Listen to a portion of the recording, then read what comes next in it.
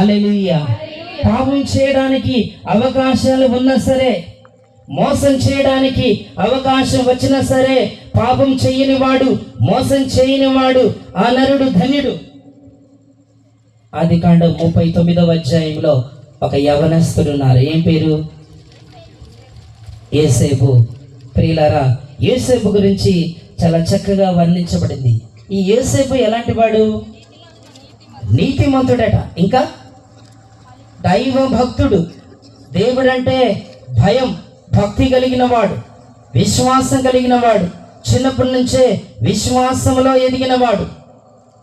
ఎక్కడ పని చేసేవాడు? ఫరో రాజు ఇంట్లో పని చేసేవాడు. పని చేస్తున్నటువంటి సమయంలో ఈ యోసేపు చాలా అందగాడంట. అమ్మో, ప్రైజ్ ది లార్డ్, హల్లెలూయా. ఈ రోజు కూడా పనికిరారంట, పవన్ కళ్యాణ్ కూడా పనికిరాడు. Praise the Lord, hallelujah.